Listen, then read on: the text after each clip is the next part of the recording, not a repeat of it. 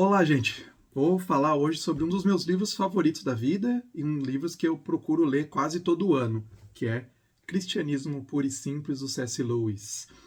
Esse livro foi o primeiro livro que eu li, na verdade eu li nessa edição aqui, que é da editora ABU, né, um livro acho que é da década de 80, se não me engano, e é 89 essa edição, e foi minha esposa que me apresentou C.S. Lewis. Eu não conhecia, eu era católico, e aí a minha esposa me mostrou, foi um livro, inclusive, bem importante para a minha caminhada cristã, minha conversão. E esse livro aqui, então, minha esposa me apresentou, né, o C.S. Lewis, e realmente eu fiquei encantado, né, com a ideia, como ele conseguiu resumir o cristianismo, né? A gente sabe que tem muitas variações, muitas denominações diferentes, mas o C.S. Lewis conseguiu resumir, né, e dizer, isso aqui é a base do cristianismo. Então, isso foi muito impressionante. Né? Então, assim, só antes de contar alguns pontos desse livro aqui, porque que eu gosto e recomendo ele, só pensar assim, né, uma cronologia aí do Lewis. Em 1931, ele se converte, né? Ele já era professor ali na universidade de Oxford, então caminhando com o Tolkien na conversa lá no Edson's Walk, né? Que era em torno do colégio ali, do Magdalen College, uma noite ele considera, né, aceita que o cristianismo é real, né? Ele se converte. Logo, ele foi um convertido assim que ele já começa a escrever sobre o cristianismo, né? Então, 2 anos depois, em 1933, ele escreve O Regresso do Peregrino, que é o primeiro livro dele como um cristão. Né? Então é realmente fazendo, né, uma alusão, inclusive, ao livro, né, o Peregrino, né, onde ele vai contando de forma, né, metafórica essa volta dele, né, mas é uma história assim, né, bem boa, inclusive, vale bem a pena ler, desse retorno, né, ao cristianismo. E daí, em 36, ele publica a Alegoria do Amor, e em 1940 ele publica O Problema do Sofrimento, que também é um grande livro aí. Então, na década de 40, quando ele vai começar a pensar e falar sobre os temas que vão estar nesse livro Cristianismo Puro e Simples, na década de 40, então, ele já era um grande. Já tinha fama internacional, já era conhecido, inclusive, nos Estados Unidos e tal. E aí, a BBC, em 1940, ela começou com a rádio BBC, né, britânica, ela começou na década de 1940 a publicar, a fazer algumas palestras por rádio para elevar o moral do pessoal, né? Estava em guerra, muitas pessoas deprimidas, depressivas com a guerra. Então ele foi convidado, C.S. Lewis foi convidado como alguém que conseguisse falar em nome do cristianismo. Né? Então era muito difícil você encontrar, até hoje pensa, né? Quem que você pode falar assim, esse cara representa o cristianismo? É muito difícil. Né? Então escolheram o Lewis como esse cara, né, que podia falar essas palestras, falar essas falas transmitidas por rádio e em nome de todos os cristãos. Até a galera brinca às vezes, né? É um autor que católico, metodista, calvinista, né, qualquer denominação consegue ler o Lewis, consegue ler esse livro, Cristianismo Puro e Simples, né, e concordar com ele. Tem outros livros, né, que você pode discordar da visão dele e tal, mas esse livro é muito difícil discordar da visão dele. Claro, sempre tem alguma coisinha ali, mas esse livro ele resume muito bem o cristianismo.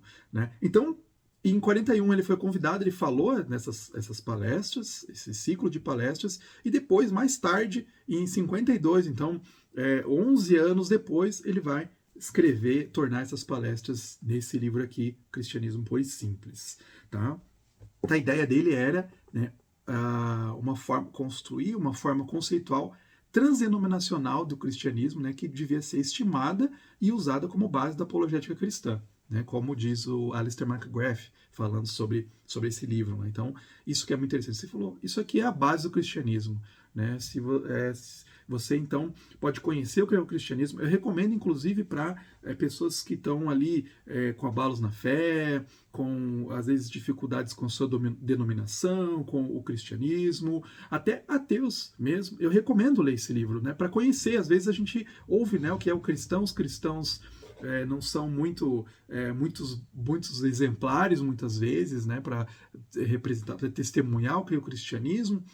E a gente busca seguir, né, a Bíblia, a palavra, mas realmente a gente sempre fica aquém disso. Então, o que é o cristianismo? Né? Então, além da Bíblia, né, de você conhecer a Bíblia, ler a Bíblia, esse livro aqui ajuda muito. Né? Você conhecer as bases da fé cristã. Então, por isso que eu recomendo, inclusive, para ateus. Né? Leia esse livro. Né? E depois você pode julgar e falar, né, se o cristianismo é uma coisa aceitável, não é aceitável, né? Como que é na sua aí que muitas vezes, né? Os ateus eles não conhecem, eles só sabem de ouvir falar, né? Nós somos uma nação, o Ocidente, né? É pós-cristão, então as pessoas já ouviram falar sobre Jesus, mas muitas vezes elas não sabem o que é o cristianismo. Né, realmente o que o cristianismo defende. Então, aqui, né, o Lewis vai trazer isso. Então, ele vai falar sobre, por exemplo, é dividido em quatro livros. Né? Primeiro livro 1, O Certo e o Errado, como indícios para a compreensão do sentido do universo. Todo mundo tem nessa noção de certo e errado, então a gente precisa pensar sobre isso, né? Sobre a lei da natureza humana, né? As questões de que a gente tem algumas noções que a gente considera certos e errados. Como que acontece isso? Quais são as bases disso? Né? O Lewis, então, numa pegada até filosófica e teológica, né? Ele vai tratar disso aqui nesse primeiro livro. Depois, do que acreditam os cristãos? Né? Quais são as concepções sobre Deus? Né? As questões realmente básicas da crença cristã. Então, aqui você já fica sabendo, né, as básicas, as questões básicas. E é interessante você ler esse livro, às vezes até como manual, porque às vezes a gente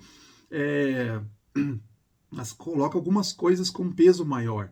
Né? Então, né, o darwinismo, o criacionismo e tal, como que é isso? Aqui é a base para o cristianismo. Né? Então, a gente vê que tem algumas coisas que são bases e tem outras coisas que são periféricas ao cristianismo. Né? A gente pode discordar em algumas questões, visões sobre ciência, visões sobre arte, né, visões sobre música, mas tem algumas coisas que são inegociáveis no cristianismo. Né? Então tá aqui, isso aqui, né, no que acreditam os cristãos, o que o Lewis fala, são partes inegociáveis da fé cristã. Se você tirar isso, você não é cristão. É outra coisa, é uma seita, é outra coisa. Né? A conduta cristã depois, né, no livro 3, exatamente falando sobre as virtudes morais, né, as virtudes cardeais, a moralidade social, né, questões de moralidade sexual. Né? Então, nessa parte aqui, por exemplo, tem uma citação que é muito interessante, ficou muito famoso aqui, né? Essa passagem, que é aquela: se eu encontro, né, um desejo que eu não consiga suprir aqui nessa terra, quer dizer que eu fui feito para outro mundo. Né? Então, isso é muito interessante, né? Que a gente tem desejos, né? Os cristãos têm desejos, todo mundo tem desejos. Né? E aí, às vezes, a gente vê que, né, seja livre, faça o que você quiser, né? E não é bem assim, porque isso conduz a muitos problemas. Né? Isso conduz a né, ao invés de liberdade, na verdade, te escraviza. Né? E outra coisa que é interessante que ele fala, que sobre essa moralidade sexual, que é muito interessante para a gente pensar na nossa sociedade atual. Né? Ele fala assim, né, suponha, né, como um antropólogo de outro planeta, um marciano, chegando na Terra. Suponha que você chegue a um país em que fosse possível lotar um teatro, por exemplo, na apresentação de um prato coberto no palco, cuja tampa fosse levantada lentamente e que todos vissem, pouco antes do apagar da luz, que no prato havia um belo filé e uma fatia de bacon. Será que você não acharia que naquele país algo deu errado no que se refere ao apetite por comida? Do mesmo modo, uma pessoa que tenha sido criada em outro ambiente não pensaria o mesmo sobre o estado do instinto sexual entre nós? Né? É exatamente o que a gente faz, né, com a sexualidade hoje. Né? A gente coloca, né, desvio, né, é uma desorientação sexual, né, como pornografia, com a forma como a gente encara o sexo na nossa sociedade. Né? O sexo é bom, foi criado por Deus, né, mas a gente vê até mesmo dentro dos cristãos essa perversão, né, da sexualidade. O Lewis vai abordar aqui. Né? E aí ele vai falar sobre o perdão, né, sobre caridade, sobre esperança, que é muito legal também, né, que ele fala sobre esperança. Ele fala assim, não sei se vocês já viram, né, analisaram a história, mas você descobre que os cristãos que fizeram mais pelo mundo presente foram justamente aqueles que mais pensavam no porvir. né? Olha só que interessante isso, né? Se você vai lá analisar os apóstolos, os mártires, né? Eles estavam pensando no porvir, mas eles chacoalharam as estruturas desse mundo, né? Então, olha só, né? Essas passagens, né, do C.S. Lewis. Então, tem muitas passagens interessantes, né? Muitas frases que ficaram bem marcadas aqui, né? E agora, claro, tem algumas bases aqui. Né? Tem alguns fundamentos aqui que você pode acreditar, que você deve acreditar, né, para ser um cristão. Tem uma passagem ali, quem tem essa edição da Thomas Nelson, por exemplo, pode olhar lá e corrigir um erro ali que é fundamental na página 67, né, que está falando sobre as concepções concorrentes de Deus. Teve uma falha ali na tradução, né, que tem que tirar uma palavrinha ali, que é no segundo parágrafo tem assim a frase: mas é claro que ser um cristão quer dizer pensar que onde o cristianismo difere de outras religiões, ele seja verdadeiro e elas estejam erradas. É uma afirmação até polêmica, né? Aquela coisa que todas as verdades levam a Deus e tal. Não, o cristianismo, você pode encontrar verdades em outras religiões, em outras culturas, mas naquilo em que as outras religiões, as outras culturas desviarem do cristianismo, o cristianismo é a verdade e as outras religiões são erradas. Né? São falhas, a cultura é falha. Né? Então, claro que quando você chega para o cristianismo na sociedade, ele vai afetar e tem que afetar. Se não afetar, se moldar, né, o cristianismo se moldar naquela sociedade e todo mundo, beleza, continua vivendo igual, não teve um impacto suficiente. Né? Então, aqui nessa passagem que eu li, na tradução teve um erro ali, ficou assim. Mas é claro, ser um cristão não quer dizer pensar que o cristianismo, né, seja diferente das religiões, seja verdade. Então aqui tem que sair um errado ali, né? Que até coloca uma visão relativista no Lewis, né? Não, o cristianismo não é a verdade, se ele difere das outras religiões, ele não é a verdade, tal, não, mas não é isso, né? Foi um errinho aqui na tradução, né? Então você vê assim frases fenomenais, né? Frases excelentes. Você pode ler esse livro como um devocional, né?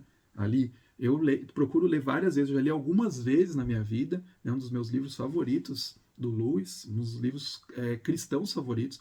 Eu gosto de, né, sempre, cada ano, a cada tempo, reler ele, né, porque você vai ali como devocional, né, você vai lendo algumas partes, vai lendo aos poucos, né, que você vai tendo conhecimento aí, né, vai refletindo sobre coisas às vezes que a gente não reflete, a gente vê, nossa, eu considero aquele elemento tão importante, mas ele não é tão importante, ele é secundário. Né? O que são os pontos básicos do cristianismo? Então eu recomendo esse livro. Se você é cristão, você tem uma obrigação, dever moral de ler esse livro. Tá? Se você não é cristão, eu convido você a ler esse livro. Inclusive, se quiser conversar comigo, colocar as suas dúvidas aí sobre o cristianismo, sobre esse livro, coloca aí e fala, eu não concordei com isso que o Lewis falou, eu não concordo com isso, com o cristianismo. Vamos conversar, né? Seria muito legal estar presencial, né? Conversar de maneira em volta de uma xícara de café, né? Inclusive, eu já discuti esse livro em um clube do livro e é muito legal porque aí você vai conversando com as pessoas, vai tendo iluminações, né? Vai tendo ali insights muito pertinentes que você não percebeu e outra pessoa ali, né, percebeu. Então, é muito legal. Um livro para ser discutido, um livro para ser lido, um livro para ser usado em EBDs, um livro para ser até, né, lido como devocional. Sempre voltar a ler. Se você já leu, volte e leia ele. Vale muito a pena. Então fica a minha recomendação aqui de um dos melhores livros que eu já li.